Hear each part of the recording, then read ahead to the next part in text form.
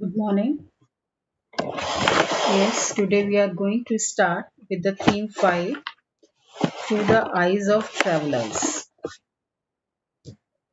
Yes, children, we know that people started their traveling for different purposes as they felt its importance. We must see the reasons why they used to travel. They used to travel in search of a job, to keep themselves away from natural disasters. They travel as traders, merchants, soldiers, priests, pilgrims, and if the conditions of the place is not suitable, like if the extreme of temperatures are there, okay? Sometimes many people used to travel for adventure also. Both men and women traveled. Unfortunately, negligible accounts of travel were left by women, though it has been clearly mentioned they also traveled. Travelers, travelers who visited a new land invariably encountered a different world. Many of them tried to adopt or try to adjust to these differences and recorded the unusual, or you can say strange or unique and remarkable things.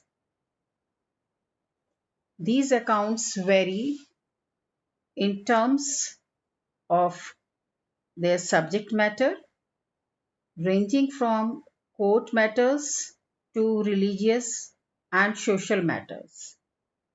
Sometimes even architecture, sculptures, and monuments were described. For instance, Abdul Razak Samarkandi, a diplomat, visited Vijayanagara in 15th century from Herat. He came to see the Vijayanagara city, its temples and all. This we are going to study in the chapter 7 in detail.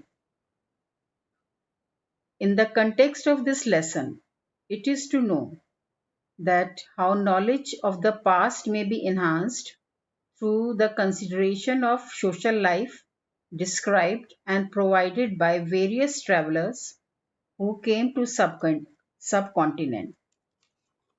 Let us enrich our knowledge by knowing about these three travelers one by one.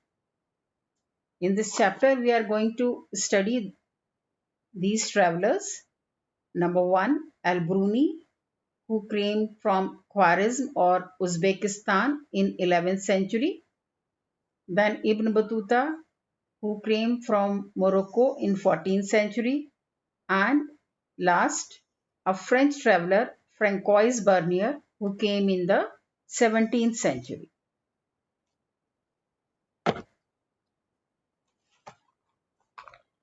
Now we will study about the Al-Bruni first. Al-Bruni was born in Khwarezm, that is in present-day Uzbekistan, in 1973 CE.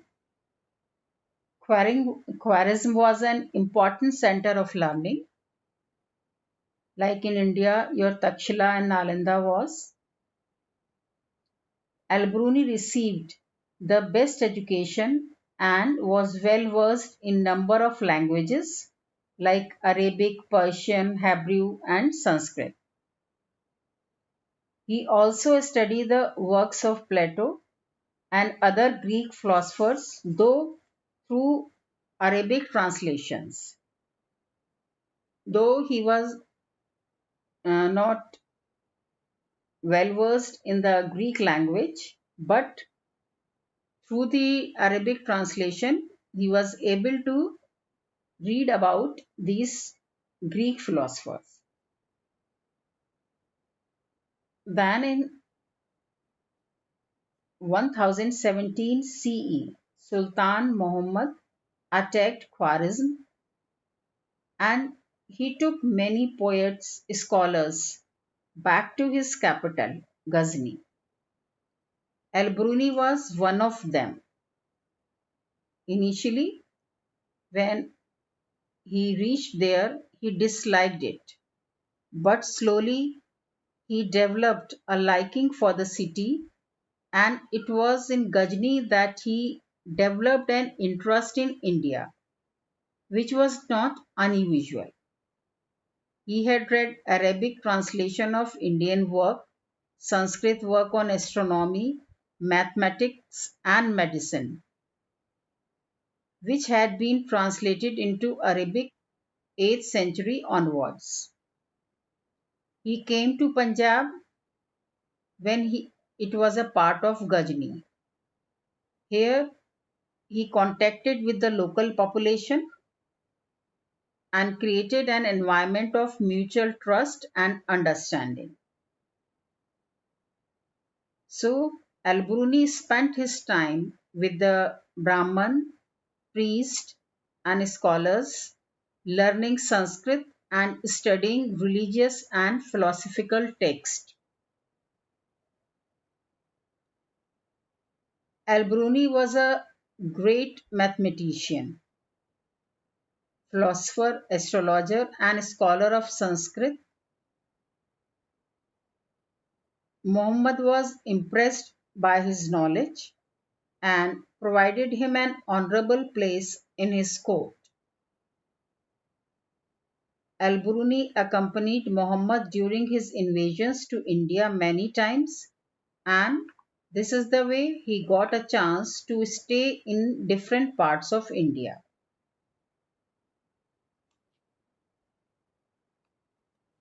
Now we will see, we will read about his book, the Kitabul Hind. You can see the cover page of the book on the screen. Kitabul Hind was written in Arabic. It is simple, lucid, means clear, and easy to understand. It is a large, voluminous text, and it has many sections, or you can say it has been divided into 80 chapters. It touches upon topics as varied as religion and philosophy to customs, social life and meteorology. A distinctive structure was adopted for most chapters. Means you can say the style of writing of Al-Bruni was unique. He started the chapter with a question, followed by a description based on Sanskrit tradition, and concluded with a comparison with other cultures. You can understand like this, children. He started a question. He started a lesson with a question like we have hypothesis, and then he tried to correlate things with our Sanskrit text, whether it is matching with that or not. And after that, he tried to compare it with other cultures like your European cultures and conclude the difference between these two and what improvement could be done like that. Some scholars felt that this structure, known for its precision, is due to his mathematical abilities.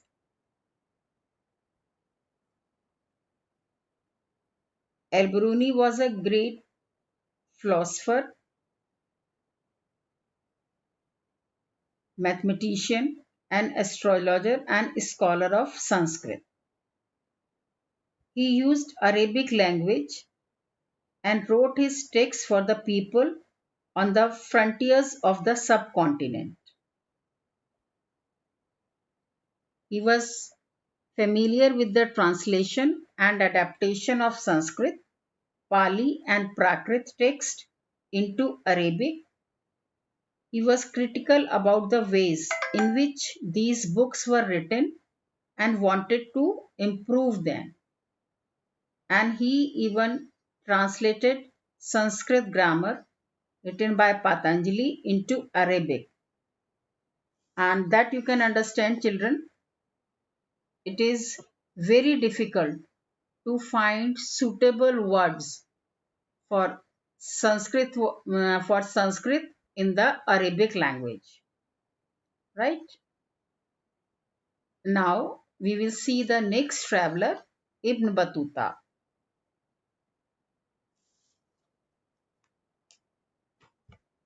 Ibn Battuta was born at Tangier in Morocco in one of the most respectable and educated families known for their expertise in Islamic religious law or Sharia.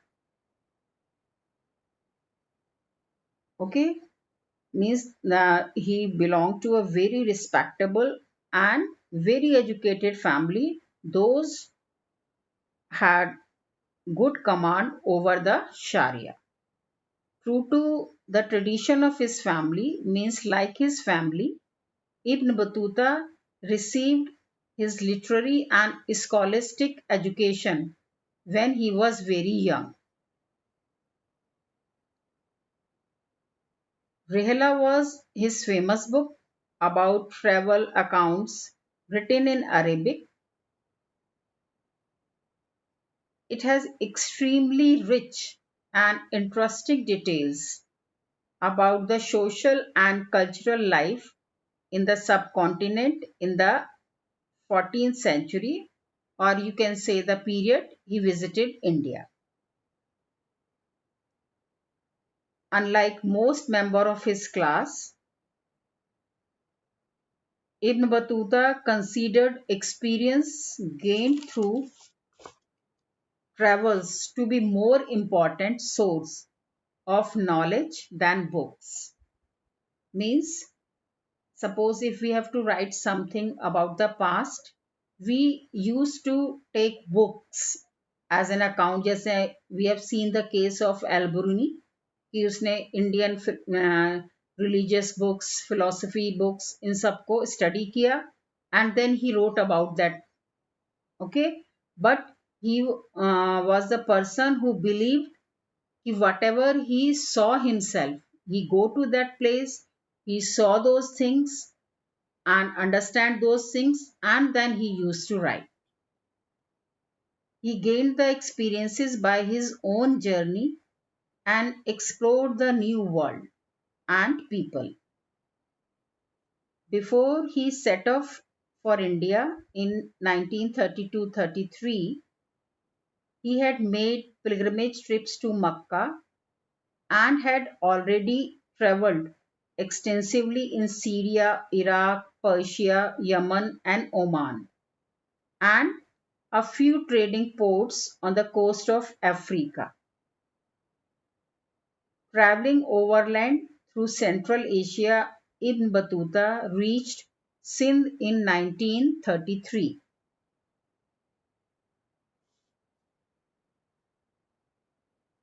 He had heard about the Muhammad bin Tughlaq, the Sultan of Delhi, and lured by his reputation as a generous patron of arts and letters, he set off to Delhi, passing through Multan and Uk. When he reached there and met the Sultan was impressed with his scholarship or capabilities, and he was appointed as Qazi or judge in the emperor's court over a period of time.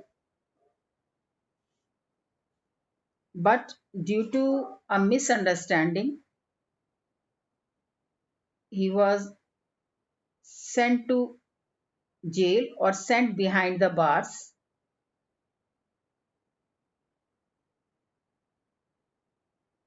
Later on, when this misunderstanding was clear, he was restored to imperial service, or you can say his position was given back to him. In 1342, he was sent to China by the Sultan as the envoy of the emperor. Envoy means a messenger of the emperor. With this new job or the new assignment, Ibn Battuta moved to Malabar coast through the central India, and from there he went to Maldives, where he stayed for 18 years and also worked as a Qazi.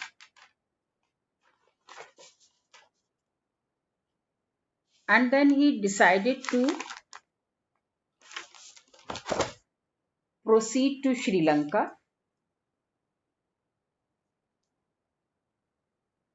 He then went back once more to Malabar coast and Maldives before resuming his mission to China.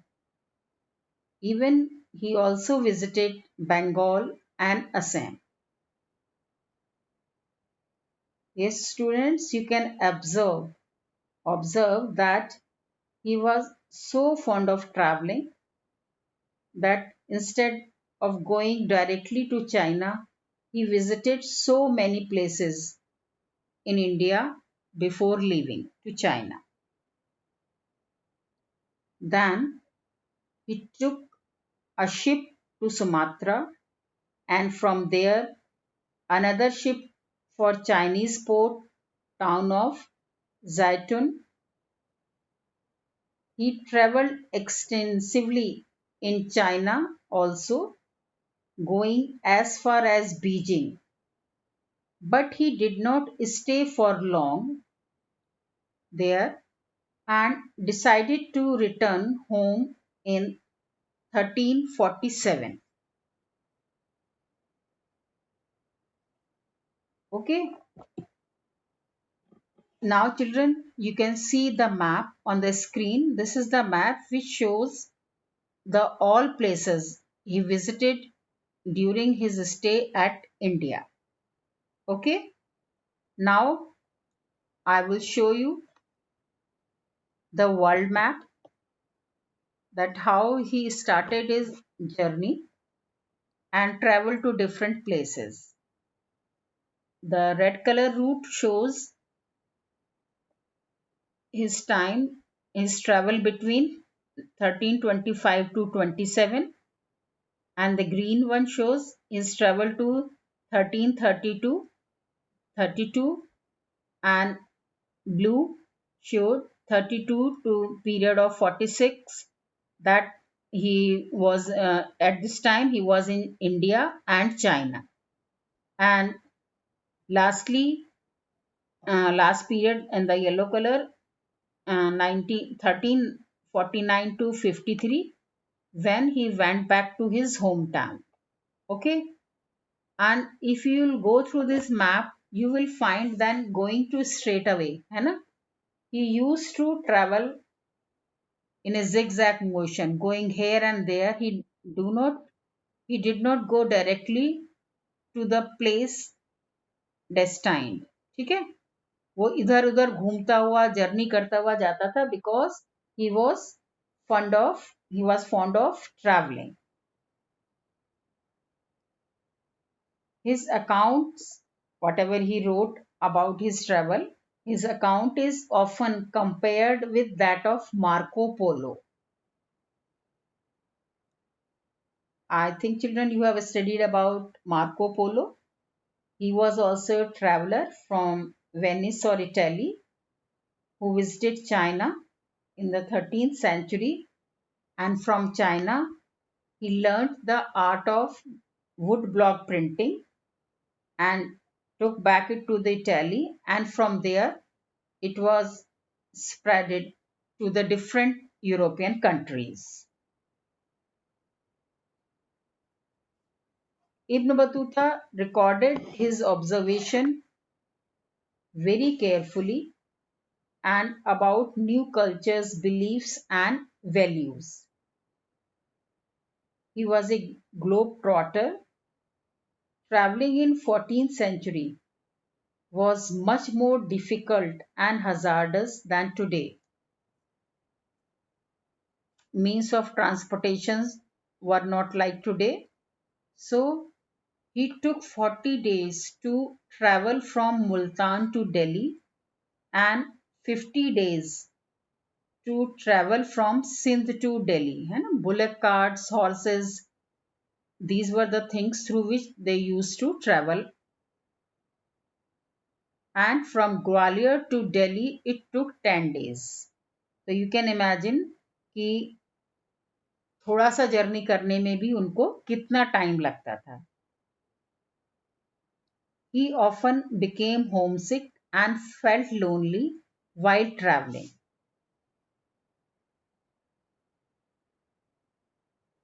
Traveling at that time was also insecure.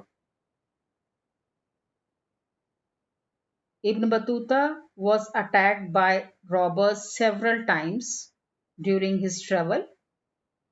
So they preferred to travel in caravan along with companions, but this also did not ensure the attack of robbers would not be there. For instance, while traveling from Multan to Delhi, his caravan was attacked and many of his fellow travelers lost their lives. And those who survived, including Ibn Battuta, were severely wounded or injured. So you can see children how difficult it was at that time to travel, so risky, and even it threatened their life also. Now we'll see the next heading, the enjoyment of curiosities. As we have seen, he was an invertebrate traveler who spent several years traveling through North Africa, West Asia, Central Asia, and the Indian subcontinent and China before returning his native land. What was his native land? His native land was Morocco, or you can say Tangier. When he returned to his native land, local rulers issued that his stories to be recorded. Whatever his travel accounts were there, they are to be recorded. Ibn Juzavi was appointed to help Ibn Battuta while while writing his text. Okay, he was assisted by Ibn Juzavi to write his account. Okay, this is all, and I want to add one thing to your knowledge, that students at very early age of 22 years he started traveling, and after more than 30 years of traveling, that is in 1354, he came back to his native land. Though he decided to return to his native land in 1347, but he took 7 years more, moving different places to reach his native land in 1354. Okay, that's all for today, children. Thank you. Okay.